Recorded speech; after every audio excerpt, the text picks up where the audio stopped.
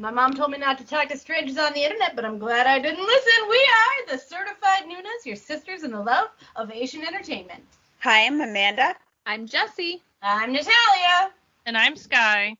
And today, we're getting a little jump start, shall we say, on the spooky fall season and cooling down the hot summer weather with chills up our spine by watching horror.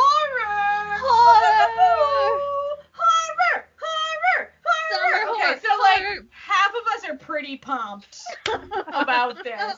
Half of us are less pumped about horror. Guess who? Yeah, it'll be a real difficult one to figure out. So we all, watched some horror stuff and wanted to share with y'all. I'll back up to how this even came to be, because some people might be kind of puzzled why we're talking about this not in October, since that's the Western way to talk about spooky things in the fall.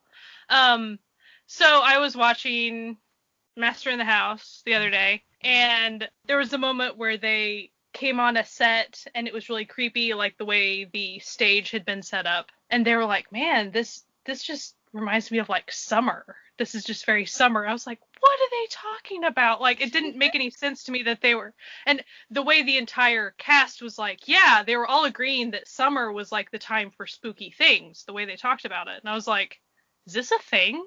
So when we were video chatting for one of our recordings for our podcast, I brought it up because I was curious. We all hadn't really heard of that before, but we Googled a little and we figured out, sure enough, like culturally speaking, just the way the rise of horror movies has been in South Korea for many, many years. They've seen it as a summer thing.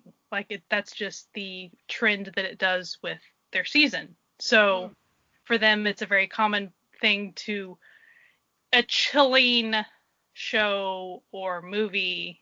They see that as a, of course you could watch, even for us, you could watch a horror related thing any time of the year. But for them, it's kind of related to summertime for some reason. For a while, like when I was looking up articles and things, like I'm seeing articles from like 2003, 2004. The one that they talked about, Tale of Two Sisters, which apparently the first version of this movie was made in like 1923 or something. Like, yeah, it's based there's on been a 6 folklore versions.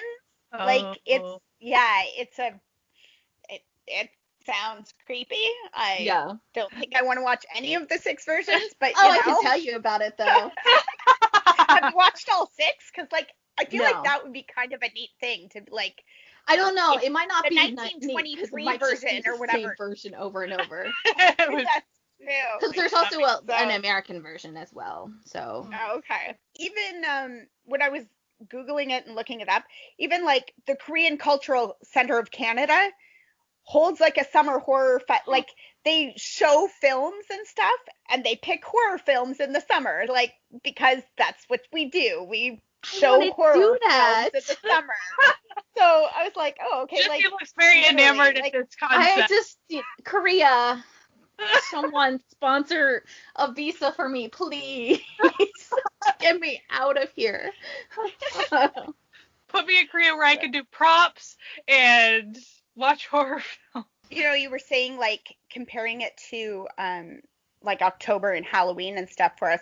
One of the articles that I found was about like one of the big malls did like a horror labyrinth, and it made billions of dollars. It was like that summer it was like the Disneyland to go to. You know how we'll have those, like the haunted house or the like creepy corn maze or whatever, and it's like that was the main attraction for like one of those big billion-dollar malls in Korea. Was this one summer was they made a big haunted house thing, and you could like when you went through, they said you went through and it's all creepy and, horrible. And then when you come out the other side, you get to watch on big screens all the other people going through. So like, okay, that would be fun. Yeah, I would just go and watch the big screen. Like that. Yeah, totally. Yeah, that would be enough for me. I'd be like, I'll meet you on the other side. I'll watch you come through. That's good. I'm good. So I did do some like research because I really wanted to like figure out when exactly it kind of started. And a lot of the articles that I found pointed to 1998 with Whispering Corridor, a movie that came out as kind of the first official like spur of it, because it's definitely mostly tied with like the blockbusters that you're going to see in the movie theaters. But there were two events before that happened kind of in the film industry that like everybody kind of points to as maybe possibly like kind of like facilitating this kind of rise of doing horror. One of them is that the government restrictions on films and like what they can do were lessened. So they got a lot of like more freedom in what they can do.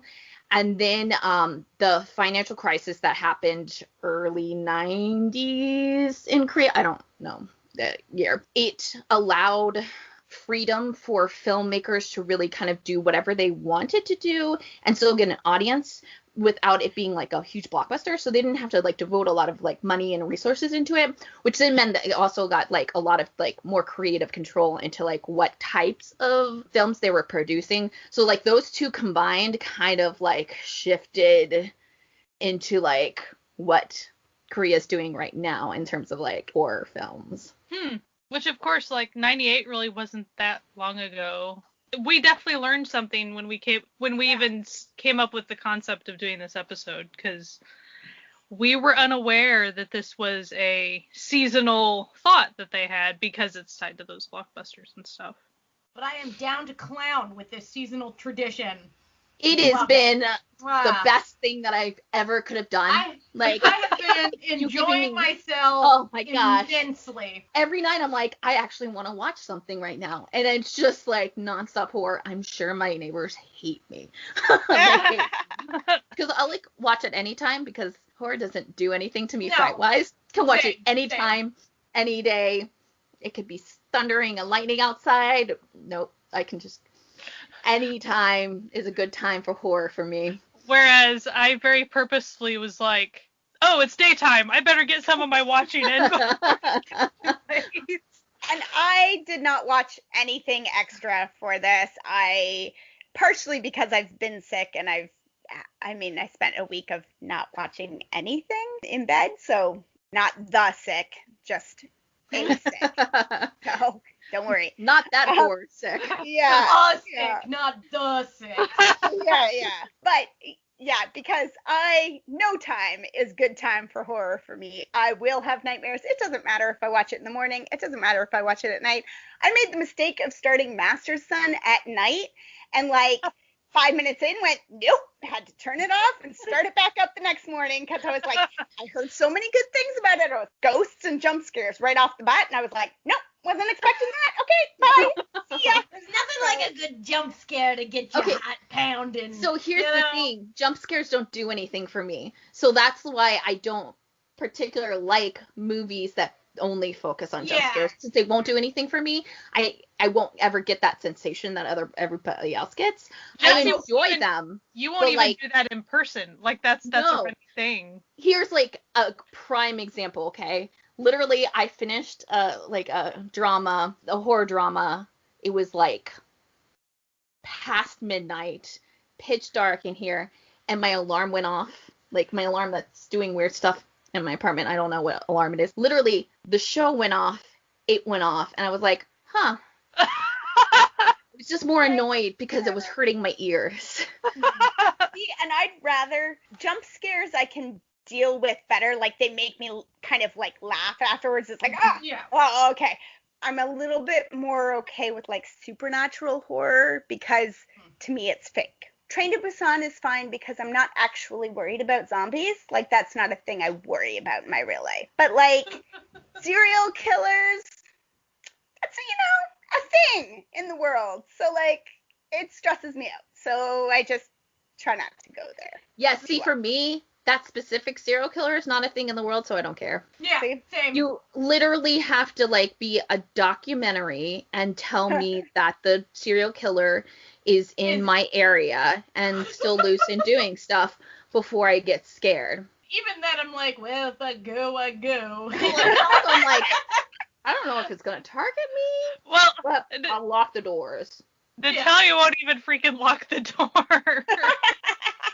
Okay, after the incident, It shouldn't have taken the incident, okay? I have locked my doors. Except that, full disclosure, I forgot to close and lock my office sliding door, and it's been open for 3 days. But it's okay, I don't have any stuff because it's all packed and in storage, so... Yeah. I don't care about the stuff. It's more like Your your tunnel person. horror. You're moving. They have to find my That's house tunnel first. horror. Whereas, okay, I don't think I'm necessarily a jumpy person per se, but jump scares, they get me for sure. And that's kind of also why I'm not allowed in haunted house type situations, because if I get spooked, I will probably punch somebody.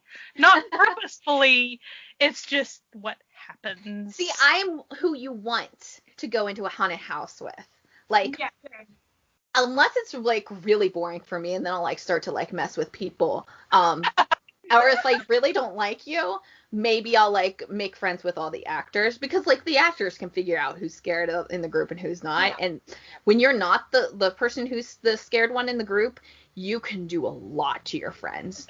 So there's that. But I'm also Jill, like the just know person I'm like not going with you. well, like, if I like you, then you could just, like, literally hang on me, and I'd be fine. And I'd never jump. So you'd never have, like, an additional jump from me, like, Yeah. to, like, trigger an emotion. Like, it'd just be like, yeah, let's go. Okay. 'Cause Okay, literally, me going through a haunted house, if it's a good haunted house, like if it's a cheesy, funny one, I'm fine. I'll be fine, right? I'm not like that lame.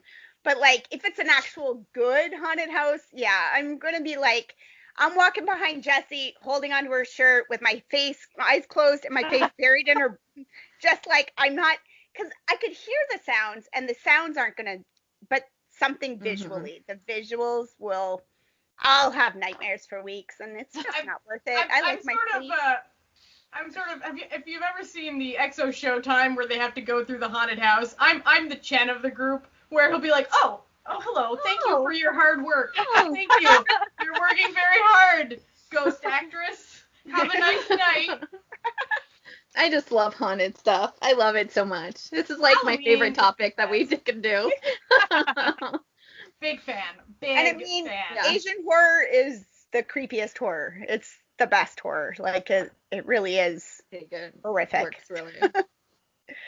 They're not afraid to like go all out. Yeah, I think like it really helps, like especially with me, for like it being like a kind of more psychological thriller, and it, Asian horror tends to do that, because the Western horror definitely relies on gore and like jumpy stuff more than, and not everything, but like Asian horror definitely like kind of focuses more on like lore and then the like atmosphere that's happening. Yeah. And the like kind of like the unknown, but also like what's going on, and you're trying to figure out things along with the character, and there's that, like it naturally tries to get you more heightened in a kind of like a better way than just like a, hey, I'm Saw and I'm gonna chop off an arm, cool. Like, oh, that's gross. Those things never, like, I was actually at a horror movie once, and it was just so disgustingly gory and misogynistic that I literally just was like, I know I paid $15 for this, but I'm out. Yeah, it just doesn't make any sense. Like, I can handle gore, but you have to, like, it has to be presented in a way that actually works for the story. Yeah. And you can pick up when they're just trying to gross you out or just trying to scare you in general. Yeah. I'm going to figure that out, and I'm going to resent your movie for that too. Yeah, it's like it if does you nothing. think about a movie like The Thing, that has gore in it, but it was like for a purpose and really well done. But then sometimes they're just like, yeah, let's just like disembowel this female character for absolutely no reason than to just watch her suffer, and you're just like, oh, please, like, Yeah. tired, like, move on. Boring. I like when gore is used for the comedy aspect. Like, I like sort of, if I'm gonna watch something horror, I like the funny horror. So like when we did that Thai one, the Oh My Ghost or whatever it was called, where there were some jump scares to it, but like it was mostly just silly, right? And I can watch that. Or like Western wise, like stuff like Simon Pegg, his like Hot Fuzz, or the zombie stuff, where there's kind of horrible things going on, but like They're it's funny, too. So, like, Yeah. then I'm cool with it. Yeah. Then I'm like, yeah, okay. See, with those, I feel like they're really good movies that you watch with a group. Like, you can have fun with them. I don't necessarily like comedy, but if it's like snarky comedy and it knows it's the comedy, like it knows itself and it knows what it's doing and it's purposely doing it, I like will appreciate that. So, how are we going to approach what we watched? Well, do you want me to talk a little bit about Tale of Two Sisters? Sure, go for it. I only Tale say of Two this Sisters. because it does have like a significant point in Korean horror. The Tale of Two Sisters, the 2003 version, it stars In Soo Young, who is the lead in Search WWW, and then Moon Gun Young, who was just in Catch the Ghost. She was the female lead. It also stars Yum Jung An, who was in Mirror Witch. She was one of the shamans, and she was also in Sky Castle. But essentially, the premise of the movie is that the older sister has just been released from a mental institution, and she's been released, and she's with her younger sister and her father and going back to the house. And the father has remarried to this woman. There's tension between the girls and this evil stepmother. The movie is very atmospheric. There's a lot of quiet stuff, but there's a lot of things going on, and there's a lot of twists and turns in it. This is like a big movie for like just things just happening. So find the movie, watch it. Don't Google it because there will be spoilers. And I think it does a really great job of like doing stuff that like is kind of like the tropey things to fool you, to fit, like be like, oh, you're gonna figure out this one thing, but like that's not actually the actual big reveal. The reason why it's so big is that it became the highest grossing horror film in Korea, and it's still to this day the highest grossing one. It is also the first horror film to be released in the US Korean. So like it has a remake, but like its actual like Korean version was released here in the United States. The Uninvited is the English remake. Oh, okay. I'm pretty sure it's like very close to the premise of it, but I don't think it does as well as the Korean one does. Like obviously, like I mean remakes never go well. Just watch the subs. There's not a lot of talking in this. When you're talking about an Asian film that's based on folklore of the culture, some of those things might not translate the same way. I felt like it did really well. It keeps you guessing, but it also was just like a lot of fun for me. And then also like was really nice creating kind of the atmosphere, especially like in the house and the creepiness of the house and the creepiness of like kind of the unknown, because you don't know a lot about what was the specific thing that really made the girl break. So that's kind of like also like an ongoing thing. And it's just her, and she's trying to like help her younger sister. It's definitely, I would recommend it. And this is maybe me conflating two things that don't go together, but and it's okay to not be okay when they mention the fairy tale, like the father with two daughters or whatever. Oh, it might be. Yeah. Is it related to that at all? It probably like, and maybe is. And I don't remember exactly how it was worded, but it was something like that. And that would make sense then if it's that common or But definitely nothing that happened. They didn't. In It's Okay is going to be a spoiler for Right, the it's movie. like they No. just, because they would bring up either fairy tales that we definitely know in the West. They brought up a few of those throughout the thing, but I wondered, because it seems like it relates a little bit. When you know it's an old like folk tale, like that it's based on an old folk tale, it kind of gives me what's the Hansel and Gretel feel, like yeah. when you're just reading about it, right? Like that tale of siblings and something creepy going on, and parents that aren't being real good parents or whatever. Like it just, I was like, oh, okay, so it's like super creepy Hansel and Gretel, maybe, kind of, sort of, not. Maybe told to the Korean children for the same purpose that Hansel and Gretel was told to the European children. I'm perhaps. sure it is. One of the like TV series that I watched, I didn't watch for this, I watched it for another thing, was Hometown Legends, and I think I talked about like briefly in like what we were watching. I didn't get through most of it just because I couldn't, but it's definitely like kind of ties into this because it specifically uses folklore and legends to tell a story and within the episode. So every episode's a different folklore. It is a thing for Korea to really kind of hold on to the folklore. Relating to that Hometown Legends show, there was a joke in Possession about Hometown Legends. I don't remember what character said it, but someone said something about ghosts or whatever. And what? Did you watch Hometown Legends when you were younger and it just really got to you or something? I wonder if that's the one of the articles, and I don't think they called it Hometown Legends. They called it like Legends of something, but it probably was the same show. And that was one of the things they said was that it aired in the summer. It was always a summer show. So that was, they're like, that was one of the aspects of summer horror for the girl they interviewed. I didn't watch anything with ghosts in it. I took a completely different tact on mine. So one of my I have two favorite subgenres of horror. One is zombies. Who doesn't love a good zombie? And the other one is like demon exorcism stuff.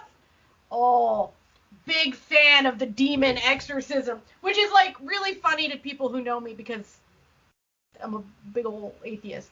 But there's just something so fun about exorcism stories. So I watched this movie that I found called Metamorphosis. Great title. Also didn't really have anything to do with the movie. And the movie, so there's a priest and there's a failed exorcism in like the first 5 minutes, okay? And then he's like all like, no, like the person I was exorcising died. Oh, this is the worst. So then it cuts to like his family, like his brothers and his brother's family who are like moving because like the shame of like this priest failing in an exorcism has like affected their family. So they move into a house that was put on auction that no one else bid on. This is your first mistake. Like, mistake number one, and then there's like a weird neighbor next door. Like, okay, at one point, like the dad, there's like the neighbor makes a lot of noise at night, like disturbing sounding sounds, and they're like, this can't go on. And then like the neighbor then stole their parking spot, and like the little brother character, like the smallest child had like left a little chair that he'd painted to like save their parking spot outside the house, and he like crushed the chair with his truck. So the dad's like, not on my watch. So the dad like goes like over and he's like enters. Oh, there was also a dead cat. Someone left a dead cat hanging outside Always their a house. cat. Dead cat. Okay, so he then this is where the movie started to take like an amusing turn for me, because I'm just like, no. He goes through the gate, like opens the door and walks in, and there's all these just like dead animals everywhere, and he's like, that's like kind of weird. He's like, but no, I gotta, maybe he's just really into, taxidermy? Yeah, like, who knows? So he's like, he goes and he knocks on the door, and then the door swings open, as it always does. Always does. So he walks into this house, and there's like blood-covered upside-down crosses suspended from the ceiling, like blood all over the floor. There's a crucified goat, and I'm just like sitting here, and I'm like, why are you still in this house? I'm glad that tiny chair was so very important. Like, get the fuck out of this house, dude. Anyway, so then it's like the family becomes like tormented by demons that look like the members of the family that do horrible things to the other members of the family. It's not really them, so like they're all like, so then they're like, we gotta call the brother, the disgraced priest, like, we need him to come save us, and like, it's a pretty typical, it was like, the special effects were okay. There was like a few where I was like, oh, come on. No. But like, it had like a really good cast. So it had Bae Sung-woo, who was like the disgruntled cop from the show Live as the priest. It had Sung Dong-il, who, oh god, what was he in? Like, he's in everything. No, like, he's literally in everything. Like, he was in The Accidental Detective. He was in Hospital Playlist as the oldest brother priest. Okay. Yeah. Yeah. Okay. It had the girl who played the head nurse on It's Okay to Not Be Okay as, like, the mom. It had Kim Kang-hoon as, like, the little boy. He was in Kingdom. He was in When the Camellia Blooms. He plays, like, the main kid in that. He was in Hotel Del Luna as, like, the child version of what's-his-face. Anyway, so it had, like, everyone in it, okay? Like, just, it was a chef's kiss. I also recently watched Divine Fury, which I would not, like, loosely, I guess it's a horror. Every horror place that I thing. saw, it was categorizing it as horror. This is also the very big problem with horror. Yeah. Action tends to be misconstrued into horror. So, like, it's not, the Divine Fury is not scary. It's more fun than scary.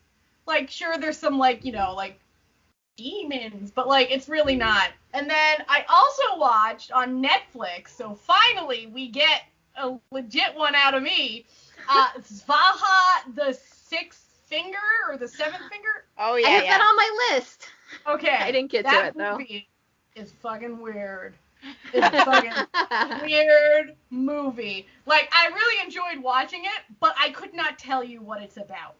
It's like one of those movies where you're just like, what the fuck did I just watch? Like, and that has, like, a pretty wild cast, too. And it's, like, about this priest who, like, investigates cults. And then there's, like, these murderers who are supposedly, like, also, like, reincarnations of gods. I don't, like, listen.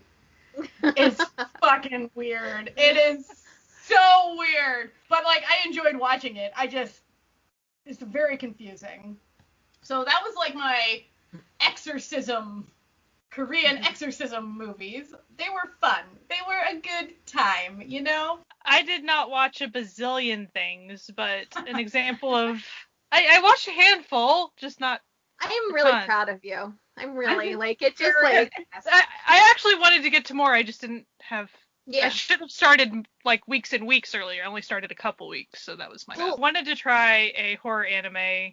I think I just ended up kind of picking the wrong one for that, is really what ended up happening. The reason I picked the one I picked was just because... It's not that I watched a trailer, but it was just kind of the clip on Netflix, and I was like...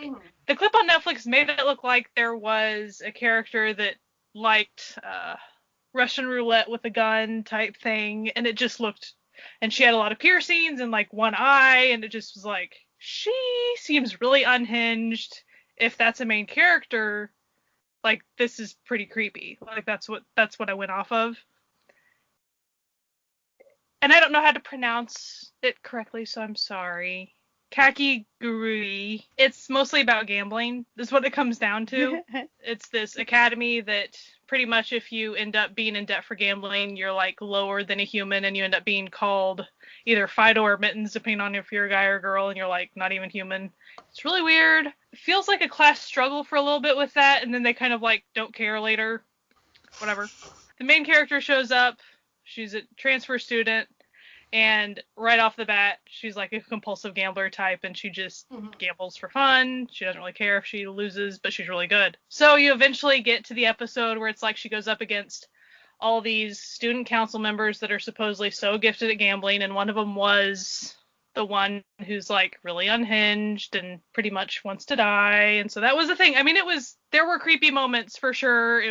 There was a lot of fan service, even just in the way they did the title and the end title. It reminded me of, oh yeah, anime does this sometimes. I forgot. You just go back to anime and you're like, oh yeah, this is that right. Since I wasn't raised on anime, like, I forget that more. Because I think that's something that actually kept me away from anime for a little bit, because a ton of fan service makes me slightly uncomfortable. It's just not that fun to watch boobs not have gravity, like, you know. It's just not that. Especially when it's not really in the story at all. You can be watching a really good anime and you're like, oh, this is really good. And all of a sudden the end credits start rolling and everyone's naked and you're like, why? Why are you naked? What's going on here? Like, what? That's not in the story. Or suddenly there's just like a random out of context scene of like wind catching like a girl's skirt and like you're just like, why? This wasn't necessary. Especially when they're uncomfortably young, just like Yeah. this. Let's not. But so I watched that. I even started on. There's a second season. I got curious enough because essentially you want to see the main character overthrow the student council is what it comes down to. So I got into it, but there's also a drama version if you're out there. I'm pretty sure it's actually on Netflix it's on as Netflix well. Yeah. Too. Yeah. Had it been more horror-esque, I probably would have gone down that tactic more. I mean, like I don't know it'd be good for you, but I kind of wish you had watched something like Serial Experiments Lane, but it might mess with you a little too much. I don't know if I want to chance that. It's a great anime, and it's messed up, and it like just has you thinking for weeks on end. It's a long time to think. It's like one of my favorite animes ever. To try one anime just to see, because I knew that as long as it wasn't too dark, I'm like, it's an anime. How scared can I get? Like, it'll be fine. Especially like the one I watched, it didn't look too bad, even if it was to be kind of. It even kind of did go that direction a little bit, but there's like a sizable horror genre in anime. Mm. I don't think Netflix has that catalog though. Yeah. They've got the tamer stuff. Like they've got, I think Netflix has Death Note. They do have, which, yeah.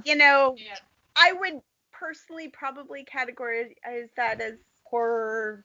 Yeah, maybe like it's definitely horror. It was, for me, it was more depressing than, like, I was just like, oh, crap. And then I stopped watching it because I was like, this is just sad.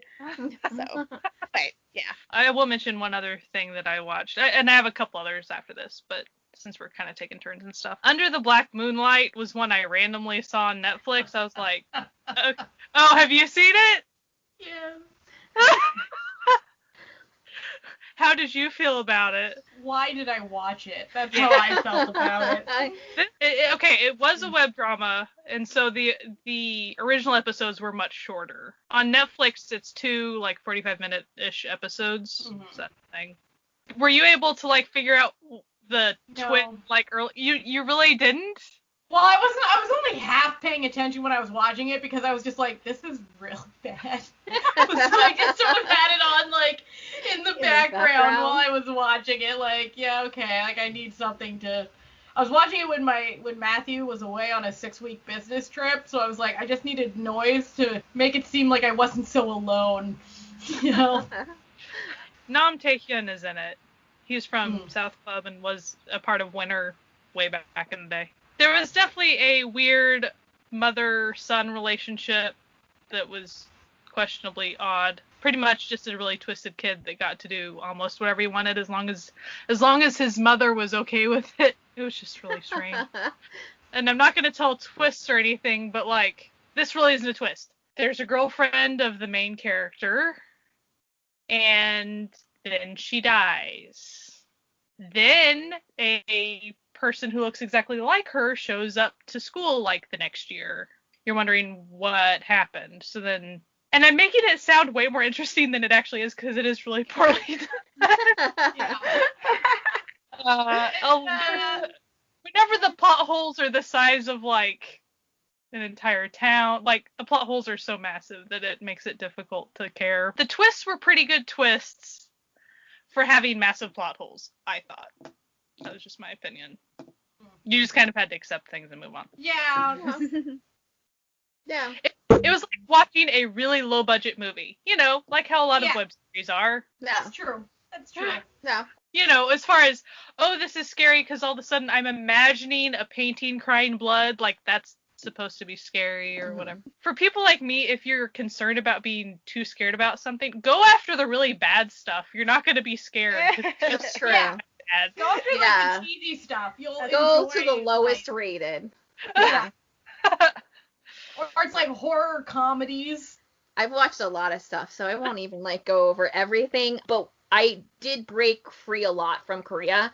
But I wanted to talk about the one big thing that I watched, I guess, besides Strangers from Hell, because I watched Strangers from Hell. We'll talk about them Strangers in from a little Hell. bit because we can talk about it together, Nat and I. But I had a list of like K-dramas that I thought were horror, and I have had this list for a really long time, so I was kind of trying to like go through that and kind of see which ones that I wanted to watch, and I decided that I wanted to kind of focus on the like older dramas as opposed to something like The Priest, which is like, you know, within the past year or so.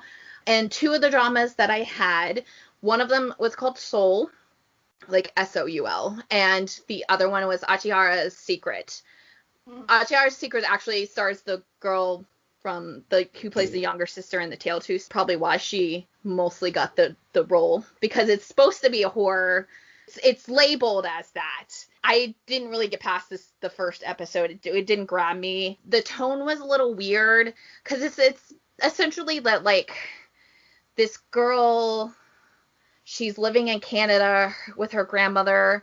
Her grandmother dies, so she goes back to the island or whatever of the village of her grandmother, and you sense that the grandmother was trying to keep her away from this village, but she gets a job as an English teacher, and she's there, and murder happens. It also has what's his face from B2B. He was just in Mystic. He plays like a cop in it. It's just, the tone was kind of weird because it's got this like murder mystery aspect, but there's also like nobody can leave this village, but it's not scary except when it remembers that it has to be scary. For the most part, it literally like plays like a family drama mocktail. Oh, okay. Like, most of the first episode was on like who was having affairs. This is the show that had an affair in it. That's where the affair went. Yeah. It was weird. I don't know, like it could get better past it. I just was like, you know what, I've got a lot of things on my list, so I won't go to it. So I went for Soul, which was Achihara's list or Secret is 2015, so it's not like so old. But Soul, however, is old. 2009 is when it came out. Ooh. It stars one of the girls from Tiara, which she had to have been like literally debuting and in this show. So I don't know how that worked out in terms of her sleeping, but whatever.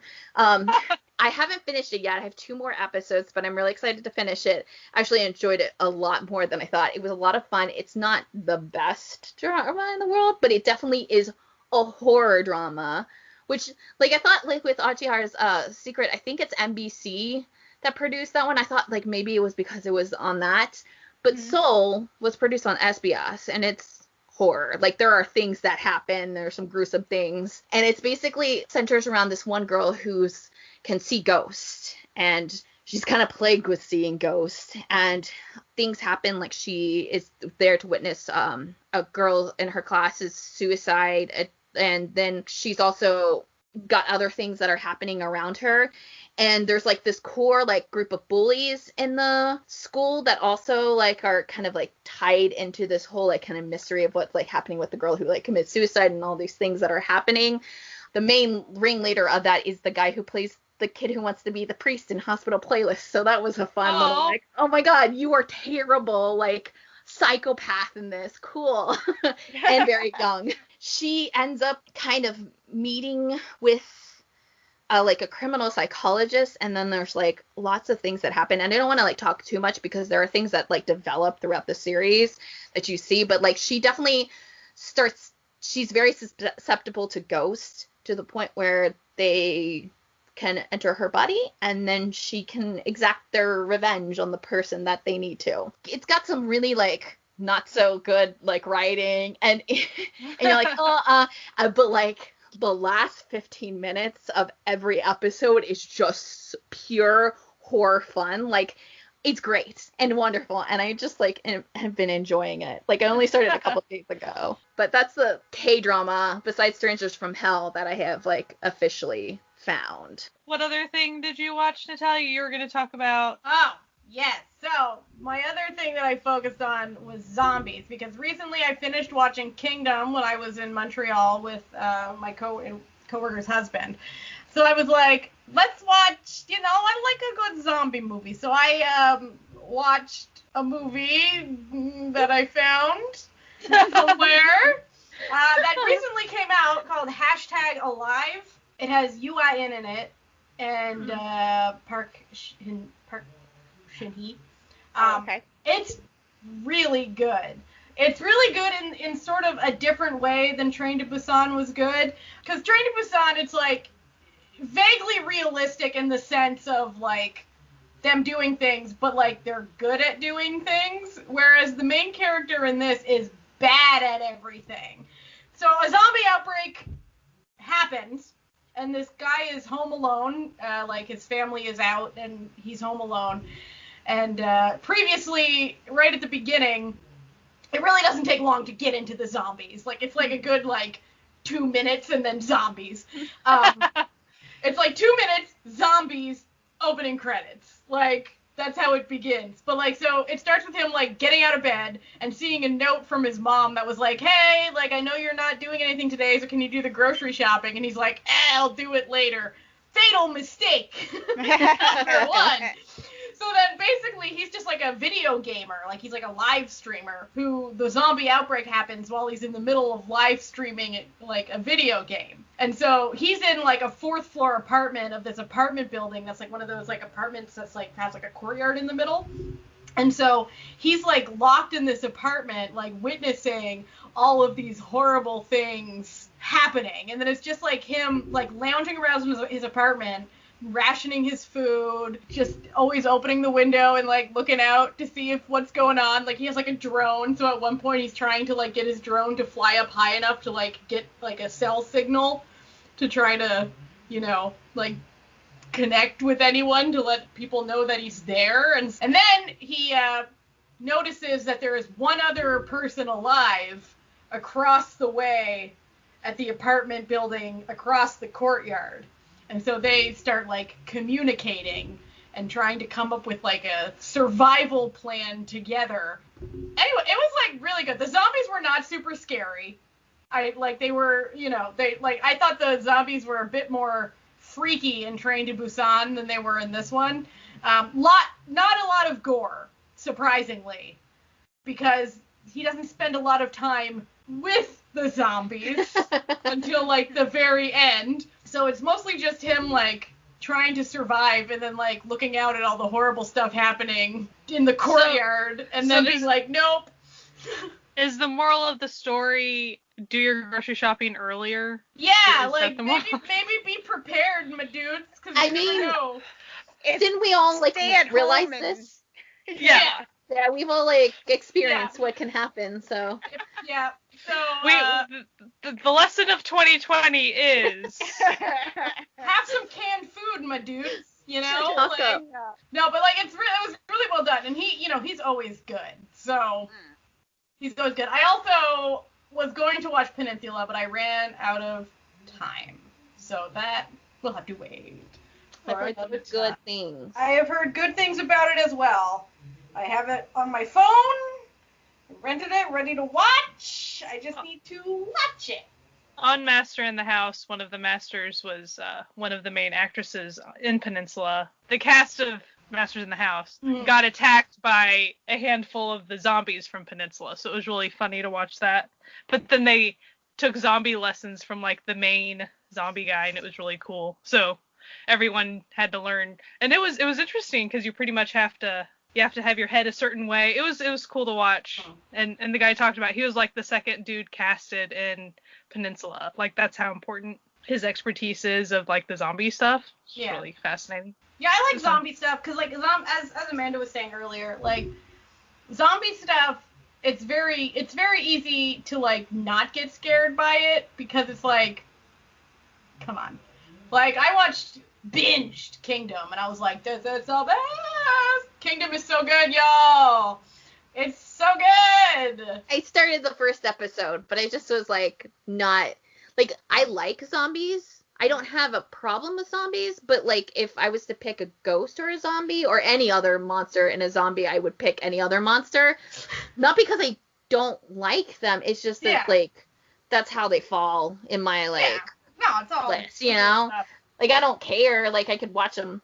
I do enjoy zombie stuff, especially when they kind of twist it a bit more, because I feel like, I mean, every monster does this, but, like, when they, like, tend to do the same thing with zombies over and over and over, and you're like, I get it. You want brains.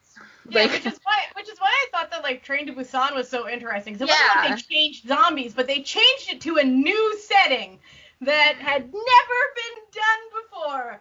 They had a bottleneck on a train. That's some bold thinking. Yeah, this was like a zombie movie that wasn't really about zombies. It sounds interesting. It sounds like something I would really like. Sound interesting. So it was mostly like him trying to stave off despair while... And it gives me Rear Window vibes. Yeah. Gives me lockdown vibes, guys. Yeah, like, it couldn't have come out at a more appropriate time, to be honest.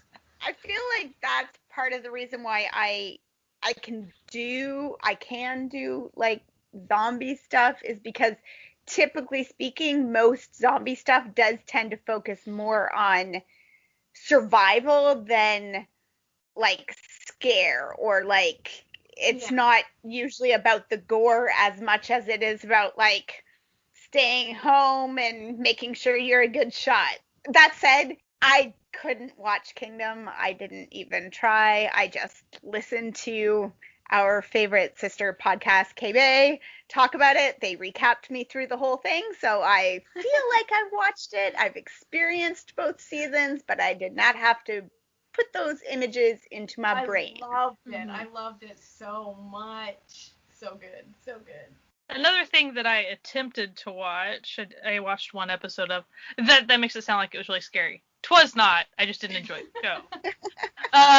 Night Watchman's Journal. It's actually something that's been on my list for like a long time, just because I thought it looked interesting. And fantasy's not right. I mean, it's a historical, but like not. I mean, it's historical, I guess, but it's like a paranormal. Yeah. Is it like as historical as Kingdom is? It's a costume drama. There you go. Drama, like it is a period film, but of course, like not set in any real time. So it's always like, what do you call that?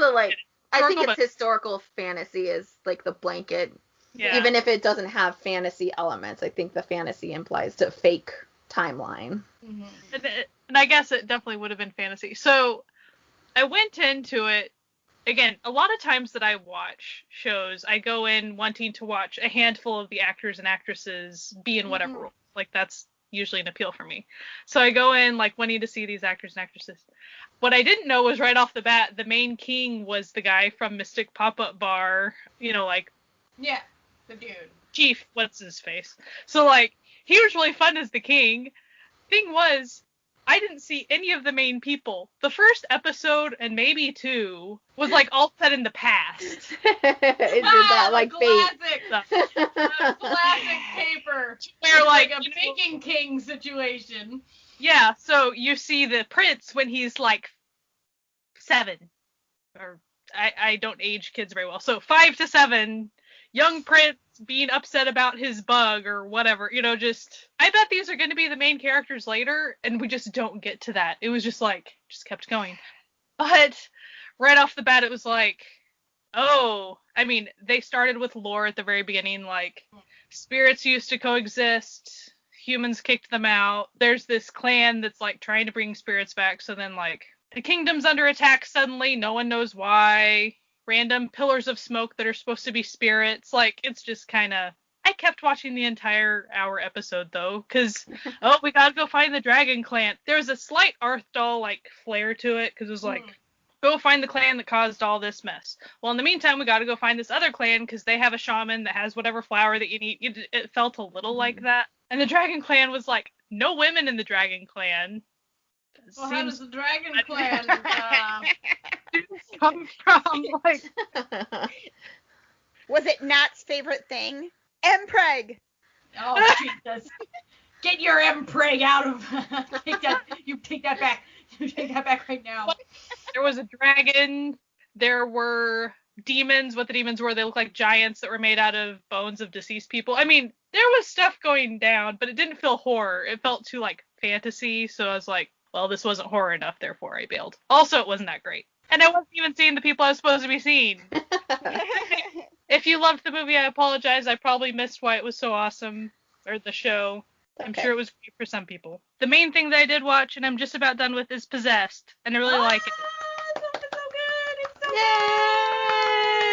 good. And Possessed Possessed, is so good. I could easily watch it at night, and it would be mostly fine. It's just the serial killer main bad person is just really bad, and so He's a good serial killer. Like, it's a good character. Like, not, nice, but like a well-crafted like serial good, killer. I really enjoyed seeing. There was an actor in the show that I haven't seen him act in anything. I've only seen him in 2 Days and One Night. So I've seen him as himself. He's a fluffball of a guy. He's just sweet. He married like one of the nation's like most gorgeous actresses, and that's kind of like what everyone knows him as. Like, you're a thief that stole like like everyone just gives him a hard time about that. And he's just so cute and funny. And so then I see him acting very, very, very impressively in the show, like for multiple episodes. I was like, oh, this is awesome. It was just really enjoyable seeing him do that since I hadn't seen him before. But I love it. I love the main characters. It's great. And that's coming from somebody who doesn't really like horror usually. But I wouldn't say it's horror. Something for everyone. And there's comedy in it, but they don't overplay that. It's just really well done. I would recommend it. Same. I would too. Especially for people who maybe aren't into horror, if you compare it to something like, and I have not watched these just from what I've seen, if you compare it to like The Guest or even Ghost Detective, I still think Possessed is a little more accessible. I would say Possessed is darker than Ghost Detective. It's definitely darker than Ghost Detective. Yeah. But Possessed is OCN. Just like throw that out there too. Yeah. Possessed is on Netflix too, so that's handy. So I watched a lot like outside of Korea too. Specifically, the summer horror trend is really a Korean thing, but like Asia has some good horror, and I just like figured I would like take the time to like, kind of dip around. And I want to talk about a couple of Japanese dramas that I found that I actually didn't know that they were there. I just kind of like stumbled upon them while I was like really heavily like searching for things. The first two, I'll like briefly touch on them because they kind of have the same kind of thing. There is a TV series that goes along with the Grudge universe based around the house that's like possessed. It's like a 6-episode show. It's pretty easy to get through. There's some weird stuff that happens, so it's definitely a horror type thing. I think the first half of it's kind of like less horror and more of kind of just like what's going on, and then it kind of gets like super violent because of the things that are happening in the house. The house is making them do it or whatever. It's a Netflix original too. It's definitely something that if you're like into like that whole universe of films and stuff that like you might be like into. And then also there's Ghost Theater, which is a movie. There's a series based on that, and it's a little tame. It's not the best, but like the episodes are like a half an hour a piece, and it's kind of set up like a daytime horror show. So the guy introduces the show, and then the thing happens, and sometimes it's like play on like societal things. And on top of it, every female character that's in the main cast of each episode is from the J-pop group AKB48. So if you're a fan, then it's all the girls from that. So it's kind of like tied into that. It was okay.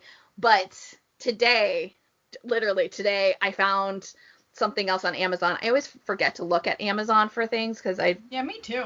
I don't actually have Prime, but my mom has graciously like allowed me during this time of need to give me access, because also British crime shows are really great and Amazon Prime has them. But I found Tokyo Vampire Hotel, which is a series. Oh. It's probably, I mean, like, I'm enjoying Soul, but like Tokyo Vampire Hotel is probably the best thing that I watched out of like all the things that I watched. Guy, you're not gonna like it. It starts bloody and continues to be bloody and gory, and it's like the best kind of really snarky, campy, very gory, but very fun. There's a lot of things that are kind of going on, and it's definitely like everything is a symbolism to like other thing. It's like a very like Tarantino type of vibe to the show. I'm on episode 3, and yeah, it's 18 plus rated.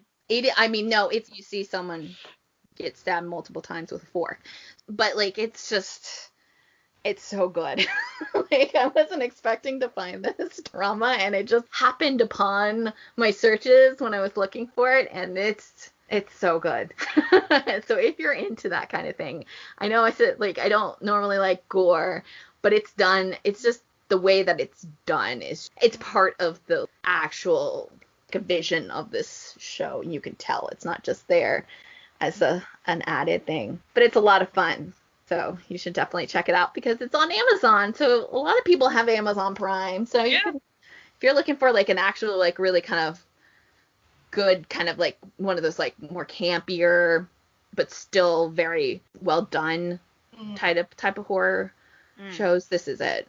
And then back to Strangers from Hell. Did you guys? Oh yeah. From Hell. Okay, I have to say that if you want a summer horror set in the summer, it's true. Boy, Strangers from Hell is gonna deliver. Especially if you like psychological thrillers, this is your dream. And every actor in this show just does phenomenal work. Even like the smallest of characters, it's just so good. It's on Netflix. So the basic premise is that this kid is moving to Seoul because his friend, like a former classmate, owns a company. They do like promotions for theater or something like that.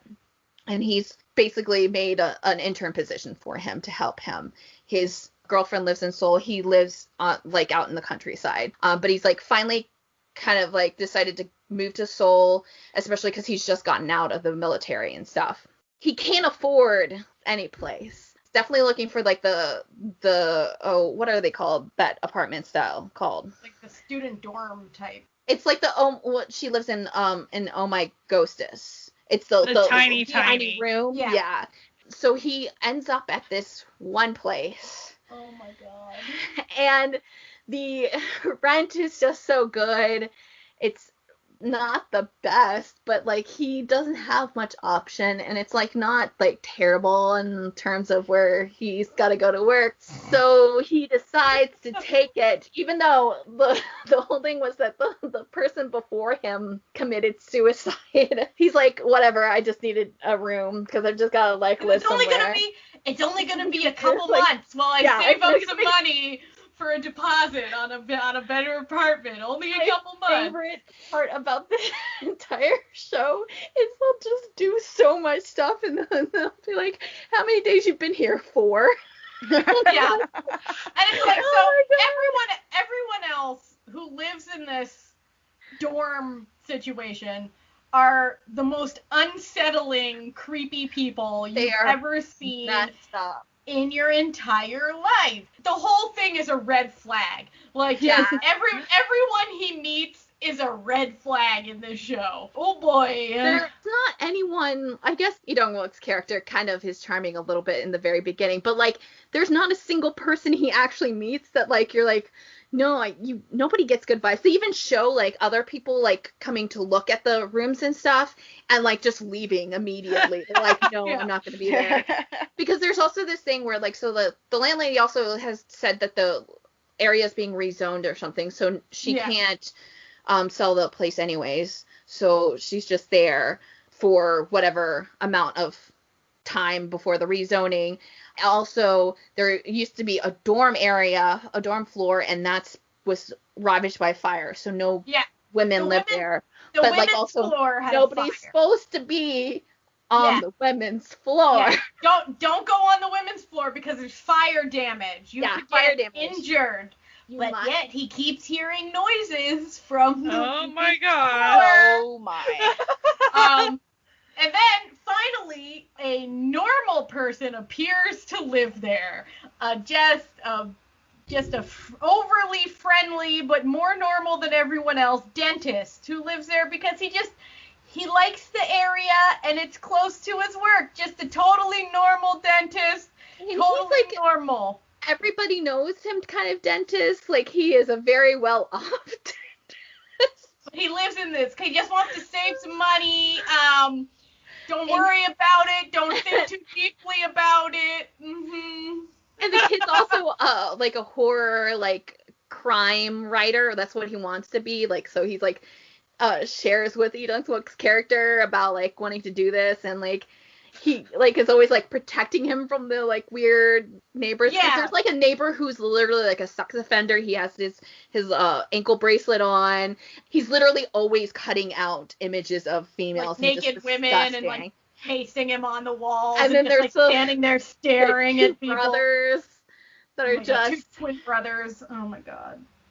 One is clearly like very mentally ill and laughs all the time, and the other one is just really mean. But like he doesn't realize that they're twins. Because he just slips into like pretending he's the other brother too a lot of the time. Like he'll just, and then all of a sudden he'll switch and he can like talk normally and like speak to like some like cop or something. Yeah. And then there's a gangster. There's a gangster who lives in the apartment building who's kind of like the next door neighbor.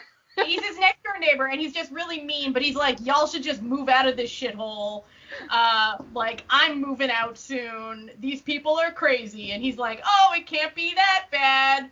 Meanwhile, there's a cop character. You think it's over. It's not over. Because there's this lady cop who becomes very interested in all of these dead cats showing up. And she's the one who's from Hospital Playlist. She plays the one on the obstetrics doctor. Yeah. So she becomes interested in the denizens because she catches the brother with mental illness as the person who killed one of the cats.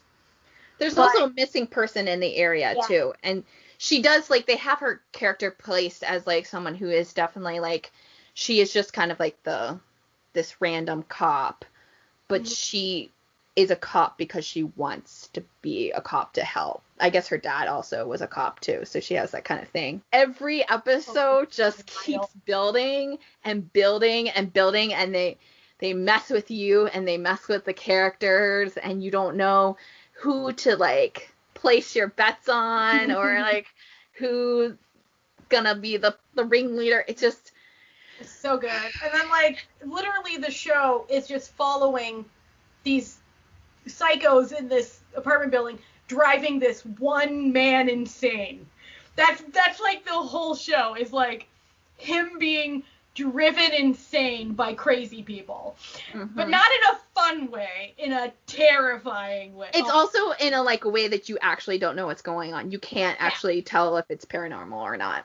And like he has some possible mental problems that are like undiagnosed from the beginning as well, so you don't know like is this all in his head or is this actually happening? Yeah, because it is placed in the perspective of him for the most part. Yeah. Like they do break to kind of like show what the cop is doing, but it's like really like what the cop is doing and then what he's doing, and he's like watching and seeing happen. Lee Dong-wook though, oh shit, he was good. And Shalon does great in this too. They were so good. It's outrageous how good they are. Like Lee Dong-wook, you're like, oh yes, rom-coms, like that, and then as soon as you see him like just make that creepy smile, you're like, no, get away, do not want. The woman who owns the place, what is her name? She played the maid in the movie Parasite. Okay, yeah. So good. So good. Everyone is excellent in this. Yeah, like, there's not a single character. I mean, like, even the girlfriend of the guy that you barely see, she's great. Everyone's so good. And, like, and then at one point there's another guy, like a busker, who comes, and then, oh my god, it's just so much. And then everything is so good. There's just so much that goes on in an episode, and you're like I'm drained. Show. Yeah. It's a perfect show. And then you do not see that ending coming. You do not see the ending coming. I was like, okay, it's going to go this way, and then it didn't. And I was like, oh. They got us. They got us. Like, you do not know where it's going up until the last scene. And then you're like, oh, no. Yeah. No, you're like, you. Oh, so good. So good. Chef's kiss. Mwah. However, I think that's definitely one that some people can't handle. Oh, for sure. It is violent. It's very, especially the last episode. It like the last episode literally is like 10 times more violent than any of the other episodes in the series too. Yeah, it's real like climax situation. It's I actually think that's a difficult thing. As somebody who's not used to the horror genre very much, I think it's difficult to approach some horror shows, even the ones that are less scary, because let's say you get used to the first 5 episodes, whatever tone you're dealing with for the first 5 episodes. Sometimes the violence doesn't ratchet up until you're talking about the last 4 episodes or something. Yeah. Mm-hmm. And so I think that's a difficult thing. Like if you are somebody that kind of has a line with what you can handle, it's hard to know if you're going to be able to handle the entire show, because you might be able to handle the first half of the show. That's true. And then you really can't quite handle. Well, now you're curious about the end, but maybe it gets a little bit too scary, or a little bit too violent, or whatever for you. You didn't know it was going to go that far. It's definitely more of a psychological scary than a violent scary. And it like purposely messes with the audience along with the main character. Every episode, it just keeps on getting weirder and more messed up. It literally is at that last time. It's like the breaking point of everything going on. You're like, whoa. It's one of those that like the first scene in the first episode is the beginning of the climax of the last episode, so you can see where it's headed. Mm-hmm. So, like, at least it warns you, like, all right, this is where we're going to end up, but we're in for a ride. But no, like, I really loved it, and I watched it with my coworker's husband. It was the second K-drama he'd ever watched. The first one was Kingdom. He loved it. He's just a normal dude who sells, gym equipment. So he really enjoyed it. Oh, it was good. It was so good. Oh. I'm going to talk about Possessed just one more time. Yes. Go for it. I think Possessed is a good example of it does over time ratchet up a little bit more than, or rather you feel safe with some of your characters after a fair amount of episodes, and you shouldn't necessarily feel safe that all your characters are going to be fine. It's not going to be a bubbly, happy show the entire time. But there's definitely there's a lot of happy near the beginning, and it doesn't feel like that near the end. So I think that's the thing, because I was all like found family, like there was some like really cute stuff going on. Yeah. And then as someone that does not watch a lot of OCN shows, yes. It became an OCN show near the end, and it was like, oh, this is what we're doing. This is horror. Like, gotcha. I think they do some good things with the creepiness of the ghost too in that one. As someone who doesn't watch a lot of really scary stuff, like I wasn't really terrified during any part of Possessed so far, but everything was just really well done. Like everything was appropriately spooky or intense, I guess. A lot of good acting. Any relationships that were formed, like, they felt very natural and real. Like, I don't know. Everything felt very grounded. I think that's an important thing for horror, if it's going to be good and it's going to work well, is that the relationships and the characters are somewhat believable or likable or something, so that then you feel bad. Like, it invests you emotionally more, so that when the terror comes, you are more likely to feel terror, because you feel bad for these people, or... Yeah, it's not like, oh, these 5 side characters don't matter. No, you care about those 5 side characters. Yeah. And then it's like, oh, the shoe dropped. Crap. Now those 5 side characters are affected by the shoe dropping. I'm surprised by how much I'm enjoying Possessed. I'm glad you found something. It makes me realize that I probably need to once in a while branch out a little bit. I like being reminded of that periodically. Well, because I watch a pretty good variety of genres. It's just I do go for suspense sometimes. I usually don't go towards horror really ever because I didn't know if I could handle it or not. And so pushing a little bit is always a good thing to see if I can handle things, and so it's fine. So far I haven't had any nightmares, so that's good. Yay! Then there's some things I do know about myself, like Strangers from Hell. Ha ha ha. No, like. No. Yeah, we can tell you the entire plot if you really want. I'm listening to you guys talk about it, and I'm like, hey, yeah, no. Hey, babe, if you're listening, recap that one for me, because, And it's not a long one either. It's only like 12 episodes or something. 10. Something that I was going to mention, as somebody that isn't used to a ton of, because I don't even watch suspense shows all that often, and I definitely don't binge them. If I watch them, I only watch an episode or two at a time. So it's different to go in and binge a suspense horror show suddenly. I find myself being like, 30 minutes in, my heart's starting to race. I need to take that.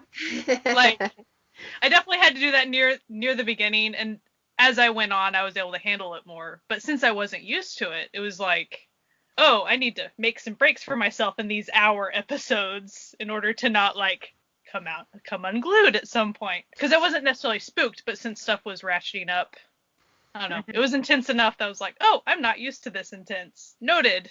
So, and that's why I was surprised by enjoying it so much, because I did feel, I don't know if uncomfortable is the right word, but different than usual. Because usually I'm like mindlessly watching a rom-com and it doesn't affect me whatsoever. It's like kind of checked out when I'm watching it. It's not like it's emotionally hard to watch a rom-com. No.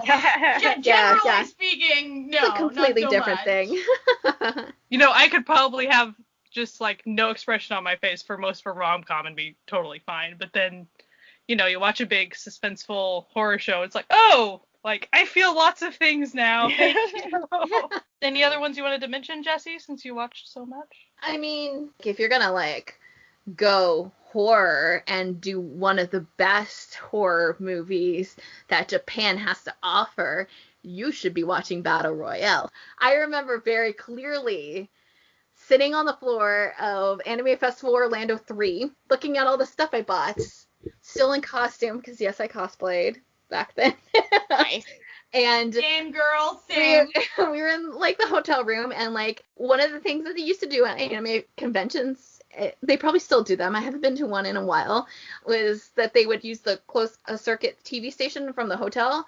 They would just play anime nonstop and movies.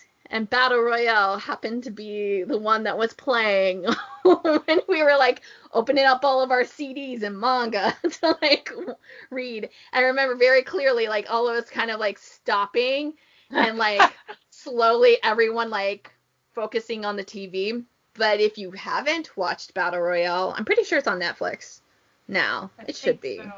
It's so popular. It has to be. Basic rundown of the movie is that a group of high schoolers are taken to this guy's island place for a field trip. But what they don't know is that it's a game that the guy has created where the last person standing wins. He puts colors on all the high school students and literally just riddles the place with different ways to kill a human being. And the kids have to just figure out, because they can't leave, because the collar is a bomb and it can go off. Oh my gosh. It's not on Netflix. No, it's Why? not. Come on. This is it's on Amazon Prime. Okay. It's Prime, everybody should have been watching it. It is gory, but it's got some psychological stuff happening to it. It's just, you just sit there the entire time going, what the fuck am I watching? What is happening? As someone who was into Hunger Games yeah, coming out, everyone was like, well, Battle Royale was the OG. I mean, I don't really like Hunger Games in general, but Battle Royale 100% owns Hunger Games, and I'm pretty sure there's no way that she didn't take a lot of the thoughts from them. Because even though I haven't seen Battle Royale, I remember everyone mentioning it a lot, and I read into it. I was like, oh yeah, that sounds way more intense than Hunger Games even tried to be. Oh yeah, no, Yeah, this is for like, sure, for sure. It's messed up. But yeah, so if you're looking for more like horror, like films like that, there are a lot of like Filipino movies that I saw on Netflix. If you listen to our older episodes on like the murder episode and then kind of like the like thriller and supernatural episodes, that's a lot of like where you can find some like dramas that are a little bit less. They're still horror, but they're attainable, like Bring It On Ghost. Yeah. Or, you know, or like, I mean, Bring if It you On look at Ghost the was gonna be like my fallback. Like if I couldn't find something else to try, I was go for like here's the problem with like my drama list is like you go into the tab for like this is what horror is per my drama list. So you have like Bring It On Ghost and Oh My Ghostess and Master Son. You also have Goblin. Yeah. These like really random things. Which some of those have scary aspects. Like the ghost in Goblin is creepy. Yeah. But like that's more like, I don't know. It's like It had a scary moment. It wasn't like, I wouldn't call that horror. yeah, Netflix like really likes to label action and with a little bit of like psychological thriller horror, like, and they're not horror. Like I tried watching a couple of things and I was like, I wouldn't consider this horror. I would just think this is just action, like fantasy. That gets a little weird. Like there's a little weird line where like anything could be horror, but not really. Well, I feel like that applies to some zombie movies too. They're not really horror. They're more like paranormal action films or something, right? Like it's not scary or it's not gory. It's just a thing that happens to be happening. Like, you know? Like Master Son, I wouldn't say is horror, but I can see how it could be if someone wanted to insist on it. People like getting scared of it. And I feel like there are jump scares at the beginning. Yeah. If it's purposely scary, I feel like it would be horror. But like if it's just you're scared of it because it like there's a significance on the drama, it's not horror. Does that make any sense? You could be scared of planes, but that doesn't mean that like you know. Yeah, like it's a horror show for you, but not for somebody else. Or kind of like Korean Odyssey. I think that's an example of like it's in horror. So I would think I can see that, but like if I was there tagging them, I'd be like, this is supernatural. You know what I mean? Like if I had to pick which side to put it on, I would pick that one on supernatural. Yeah, I would think it was like fantasy supernatural. But there are ghosts. I get that. You know. Yeah, but I never found even any of those ghosts super scary. Yeah. They were creepy, but they weren't scary. Like it wasn't, you know. Hotel de Luna. Well, okay. I think the only thing that makes me want to say horror for Hotel de Luna is there is one specific room. Yes. Or guest or whatever you want to call it. So one specific episode to me felt like horror. Everything else I could just put in the supernatural category pretty easily. So like Spellbound, which is a movie that we talked about first year. To me that's supernatural horror. Yeah. I think it's in horror. You can listen to our like first Halloween episode. I feel like My Shy Boss when it started was kind of going for a semi-horror vibe. Like that was kind of that supernatural, scary, like they were going for that, but it was like only half the time. So like every time in the first 4 episodes, every time another character looks at him, it's like a scene from a horror film or he's a serial killer. Like everything's darker suddenly and creepier and like the filters are weird and everything, but it freaked people out too much or something. They didn't like it. They thought it was too creepy and scary for prime time or something, so they changed it all, and that kind of made me sad because I'm always curious where they were planning on going with that. If it was going to Yeah. be, the whole show was going to be like half of it was going to be shot like it was a horror film and half of it was like And it was actually rom-com, those parts that they did of that were actually quite clever because it would always make him seem like he's doing something like really sketchy, and then it would just be like he has all of these knives and everyone's like, oh geez, but that's just like, I just really love like cooking gourmet meals, like you know, like chopping, like making kimchi for everyone, like, and so it always just sort of was kind of a joke, and I sort of like when they play with horror stuff like that. Well, on that note, this has been another episode of Certified Nunas, your sisters in the love of Asian entertainment. Thank you for listening to us, and if you want to mix up where you're listening to us, we are on Spotify, Apple iTunes. We will soon be on Google Podcasts because Google Play is not going to be a thing anymore. So if you listen to us on Google Play, keep that in mind. We are on YouTube. We are on Stitcher and Podbean, and of course, all of our episodes can be listened to on our website, www.certifiednunas.com. If you would like to become an official sponsor of this podcast, you can go to ko-fi.com/certifiednunas and become one of our coffee gang. Whoop, whoop, whoop, whoop. We put all the stuff that gets cut out of the episodes and just little extras here and there as a special thank you for all the people who support us and keep this show running as smoothly as it can. All right, we hope you have a great week and maybe try to cool down with some spine-tingling horror in the weeks to come. Go check out some of the stuff if you thought that it sounded interesting, and keep it spooky, my dudes. Wear a mask. Bye! Bye.